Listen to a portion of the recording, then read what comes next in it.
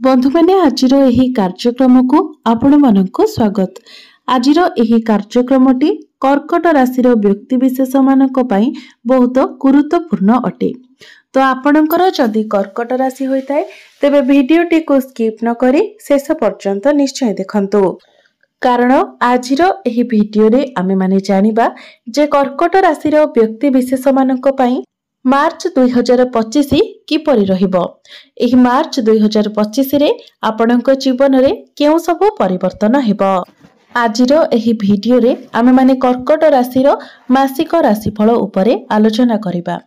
कर्कट राशि व्यक्ति विशेष मानकर स्वास्थ्य, शिक्षा, प्रेम जीवन, वैवाहिक जीवन, भाग्य, क्यारियर एवं व्यापार वाणिज्यर स्थिति किपरि रहिबो मार्च 2025 रे से विषय रे विस्तार भाबरे आलोचना करिबा। नवग्रहंकर स्थिति मध्य देखिबा। नवग्रह केउ प्रकारर फल प्रदान करिबारे सक्षम हेबे। एहा सहित अशुभत्व प्रदान करुथिबा ग्रह मानक पई किछि विशेष प्रतिकार मध्य जानिबा। सेथिपई आपणकर जदि मिथुन राशि होइथाय तो भिडियोटी को शेष पर्यंत निश्चय देखंतु एवं भिडियोटी को लाइक करी चैनलटी को सब्सक्राइब करि दियंतु। कमेंट बॉक्स रे भक्ति एवं श्रद्धार सहित जय श्री जगन्नाथ निश्चय लिखंतु। तो बंधु माने आसंतु आरंभ करिबा आजिर एही कार्यक्रम को, जहा कि जन्म राशि एवं चंद्र राशि उपरे आधारित अटे। तो राशि चक्रर 12 गोटी राशि मध्यरु चतुर्थ राशि हेउछि कर्कट राशि एवं आपणक राशिर अधिपति हेउछन्ति चंद्रमा, जे कि प्रति 2 दिन रे निजर राशि परिवर्तन करिथांती। तो मार्च मासर आरंभ रे आपणक कुंडलीर तृतीय भावरे विराजमान अछन्ति केतु, अष्टम भावरे विराजमान अछन्ति शनि एवं सूर्य, नवम भावरे विराजमान अछन्ति शुक्र, बुध एवं राहु, एकादश भावरे विराजमान अछन्ति देवगुरु बृहस्पति एवं द्वादश भावरे विराजमान अछन्ति मंगल। तो बंधु माने सर्वप्रथमे आसंतु जानि नेबा आपणकर स्वास्थ्य किपरि रहिबो मार्च 2025 रे। तो कुंडलीर प्रथम भावटी होइथाय आपणकर स्वास्थ्यर भाव, आपणकर इम्यूनिटी सिस्टम रो भाव। तो बंधु माने आपणकर प्रथम भावर अधिपति हेउचंती चंद्रमा, जे कि प्रति 2 दिन रे निजर राशि परिवर्तन करिथांती एवं आपणकर पंचम भावर अधिपति मंगल आपणकर द्वादश भावरे विराजमान अछंती एवं देवगुरु बृहस्पति आपणकर एकादश भावरे विराजमान अछंती। तो मंगल जेहेतु आपणकर द्वादश भावरे अछंती, सेथिपई जेतेबेले आपण बाहर को केउआडे यात्रा करूछंती तो सेतेबेले कोनोसी भी व्यक्तिंक सहित आपण युक्ति तर्क करंतु नहीं, फ्रस्ट्रेशन मध्य हुअंतु नहीं, कारण ए सबु द्वारा आपणकर मुंड बिंधा भली समस्या देखा देबो। अजथा कथा को नेकी आपण अधिक चिंता करंतु नहीं किंबा युक्ति तर्क करंतु नहीं, कारण ए सबु आपणकर मुंड बिंधार कारण हेबो। तो द्वितीय रे आपणकर सूर्य मध्य दुर्बल स्थिति रे अछंती, जे कि आपणकर द्वितीय भावर अधिपति अटंती, जहा फल रे आपणकर आखि संबंधित एवं दांत संबंधित किछिटा समस्या देखा देई पारे। तो एई भली किछि छोट मोटो समस्या आपणकर मार्च मासरे देखा देबो, मात्र सेमिति कोनोसी बड़ समस्या आपणकर देखा जाउ नाही। एबे आसंतु जानिबा आपणकर शिक्षा क्षेत्र किपरि रहिबो मार्च 2025 रे, विद्यार्थी मानक पई किपरि रहिबो मार्च मासटी। तो बंधु माने कुंडलीर पंचम भावटी होइथाय आपणकर शिक्षार भाव एवं आपणकर पंचम भावर अधिपति हेउछन्ति मंगल, जे कि आपणकर द्वादश भावरे विराजमान अछन्ति। तेबे द्वादश भावटी को कुंडली रे भलो बोली माना जाय न थाए, कारण द्वादश भावटी होइथाय त्रिक भाव अर्थात दुष्ट स्थान। तो जे पर्यंत मंगल आपणकर द्वादश भावरे अछन्ति से पर्यंत पाठ पढ़ारे आपण तरबरिया भावरे किछि भी करंतु नाही, कोनोसी भी डिसिजन आपण तरबरिया भावरे नियंतु नाही। पाठ पढ़ारे आपण जहाँ भी किछि डिसिजन नेबा पई चाहुछंती किबा किछि भी करिबा पई चाहुछंती तो एप्रिल मासरे आपण जदि करंती ताहा आपणक पई भलो रहिबो, कारण एमितिरे भी 29 मार्च रे आपणकर शनि अढेईर समाप्ति हेबाकू जाउछि। तो एप्रिल मासरे जदि आपण पाठ पढ़ा रिलेटेड किछि भी करंती तो सेथिरे आपणको शुभ फल मिलिबो। मात्र बृहस्पतिंकर दृष्टि जेहेतु पंचम भाव में रहुछि तो पाठपढ़ा मार्च मासरे आपणकर एवरेज रहिबो। बहुत अधिक भल नुहे किंबा बहुत अधिक खराब मध्य नुहे। एबे आसंतु जानिबा आपणकर प्रेम जीवन किपरि रहिबो मार्च 2025 रे। तो कुंडलीर पंचम भावटी आपणकर शिक्षार भाव हेबा सहित पंचम भावटी मध्य होइथाय आपणक प्रेम जीवनर भाव एवं संतानर भाव एवं आपणकर पंचम भावर अधिपति मंगल आपणकर द्वादश भावरे विराजमान अछंती। तेबे बिना किछि कारण रे ही आपण निजर पार्टनर को सहित आर्गुमेंट करिवे, जुक्ति तर्क झगड़ा करिवे। तो आपण निजे ही आपणकर प्रेम जीवन रे समस्या सृष्टि करिवे। तो एई सब कथा प्रति आपणको ध्यान रखिबार अछि।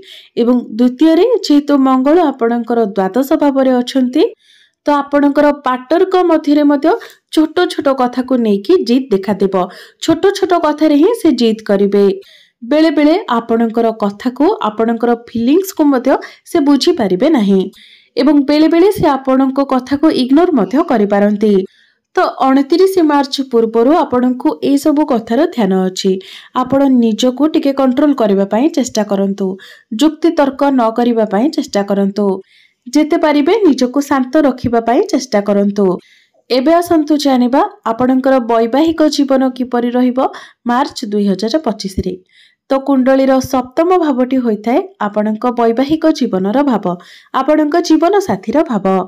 तो आपणकर सप्तम भावर अधिपति हेउछंती शनि एवं शनि आपणकर अष्टम भावरे अछंती। मात्र 29 मार्च को शनि आपणकर अष्टम भावरु आपणकर नवम भाव को चलन करिवे एवं 29 मार्च रे आपणकर शनि अढ़ीर मध्य समाप्ति होइजिबो। तेबे आपणकर वैवाहिक जीवन किंतु मार्च मासरे भल रहिबो, कारण शनि निजर स्वराशि रे विराजमान अछंती एवं विपरीत राजयोगर निर्माण करूछंती। एवं पूर्वरु जदि आपणकर वैवाहिक जीवन रे कोनोसी प्रकारर भी समस्या थिला तो शनि अढ़ी समाप्त हिबा मात्रे ही आपणकर से सब समस्या मध्य दूर होई जिवो। शनि अढ़ी समाप्त हिबा मात्रे ही आपण एक बहुत बड़ चिंतार बहुत बड़ समस्यार बाहर को चली आसिबे। जदि आपणको उपरे ऋण करजर भार थिला किंबा कोर्ट कचेरी मामला आपणकर लागि रहितिला तो सेथिरु मध्य आपण बाहरी आसी परिबे। तेबे मार्च मासरे आपणकर वैवाहिक जीवन बहुत भल रहिबो। एबे आसंतु जानि नेबा सबुठारु गुरुत्वपूर्ण विषय वस्तु आपणकर भाग्य, क्यारियर एवं व्यापार वाणिज्यर स्थिति किपरि रहिबो मार्च 2025 रे। तो कुंडलीर नवम भावटी होइथाय आपणकर भाग्यर भाव।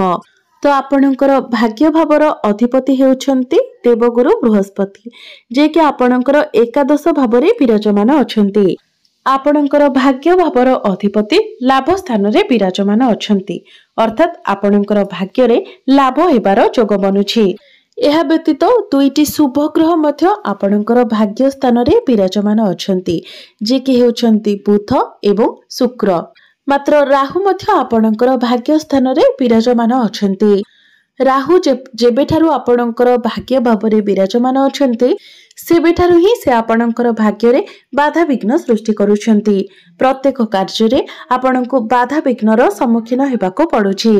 मात्र 18 मई 2025 को राहु निजर राशि परिवर्तन करी आपणकर अष्टम भाव को चलन करिवे। मात्र एही मार्च मासरे किंतु आपणकर भाग्य आपणको साथ देबो, कारण दुईटी शुभ ग्रह बुध एवं शुक्र मध्य आपणकर नवम भावरे विराजमान अछंती। एहा व्यतीत आपणकर भाग्य भावर अधिपति देवगुरु बृहस्पति मध्य आपणकर एकादश भावरे विराजमान अछंती। तो एही मार्च मासरे जदि आपण कोनोसी शुभ मांगलिक कार्यर आयोजन करिबा पई चाहुछंती, कोनोसी नूतन कार्यर आरंभ करिबा पई चाहुछंती, आपणकर कोनोसी मीटिंग किबा डील होइछि, आपण किछि इन्वेस्टमेंट करिबा पई चाहुछंती किबा कोनोसी जिनिस आपण किना बिका करिबाकू चाहुछंती, तो भाग्य संबंधित प्रत्येक कार्य रे आपणको एही मार्च मासरे सफलता मिलिबो। तो बिना किछि चिंता रे आपण ए सब कार्य करि परिबे। एबे आसंतु जानिबा आपणकर क्यारियर आपणकर कार्य क्षेत्र किपरि रहिबो मार्च 2025 रे। तो बंधु माने कुंडलीर दशम भावटी होइथाय आपणकर क्यारियर भाव। तो आपणकर दशम भावर अधिपति हेउछंती मंगल, जे कि आपणकर द्वादश भावरे विराजमान अछंती, जहा फल रे आपणक मन रे विचारर परिवर्तन हेबो। तेबे से सब परिवर्तन पॉजिटिव रहिबो। आपण निजे मध्य परिवर्तन करबा पई चेष्टा करिवे। जदि आपण निजर क्यारियर रे परिवर्तन करूनाहांती तो आपण निजर काम रे परिवर्तन करबा पई चाहिबे। आपण स्मार्ट तरीका रे निजर काम करबा पई चेष्टा करिवे। एहा व्यतीत मंगल जेहेतु आपणकर द्वादश भाव रे अछंती तो आपण निज हिसाब रे कार्य करबा को पसंद करिवे। अन्य हिसाब रे कार्य करबा आपणको पसंद आसीबो नाही। तेबे क्यारियर रे आपणकर किछि आर्गुमेंट मध्ये होई पारे। कार्य क्षेत्र रे आपणकर कहा सहित किछि जुक्ति तर्क होई पारे। तो ए सब को आपण अवॉइड करबा पई चेष्टा करंतु। तेबे 29 मार्च पूर्वरु आपणको ए सब कथार ध्यान रखिबार अछि। कारण 29 मार्च परे शनि जेतेबेले निजर राशि परिवर्तन करिवे तो कार्य क्षेत्र रे चलीथिबा आपणकर सब किछि समस्या दूर होई जिवो। तेबे आपणको मध्यरे टैलेंट रहिबो एवं कार्य क्षेत्र रे आपणको प्रशंसा मध्य मिलिबो। केवल आपण अजथा कथारे कहा सहित जुक्ति तर्क करंतु नाही। एबे आसंतु जानि नेबा आपणकर व्यापार वाणिज्य किपरि रहिबो मार्च 2025 रे। कुंडलीर सप्तम भावटी होइथाय आपणकर व्यापार वाणिज्यर भाव एवं आपणकर सप्तम भावर अधिपति शनि अष्टम भावरे निजर स्वगृह रे विराजमान अछंती एवं व्यापार वाणिज्यर कारक ग्रह बुध मध्य नवम स्थान रे विराजमान अछंती। तो बिजनेस आपणकर मार्च मासरे बहुत भलो रहिबो।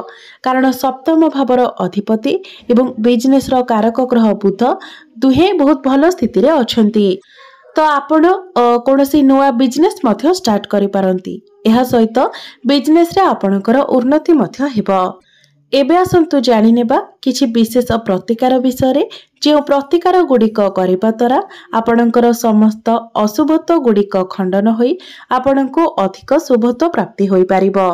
तो सर्वप्रथमे प्रत्येक दिन आपण हनुमान चालीसार पाठ करंतु। एहा सहित प्रत्येक दिन आपण मंगलंकर बीज मंत्र मध्य 108 थर जप करंतु। प्रत्येक दिन आपण उदित सूर्य को तंबा पात्र रे जलार्घ्य अर्पण करंतु एवं प्रत्येक दिन आपण चंद्रमांकर बीज मंत्र मध्य 108 थर जप करंतु। तो बंधु माने आपणकर जीवन मंगलमय हो एहा ही ईश्वरंक निकटरे मोर प्रार्थना। धन्यवाद।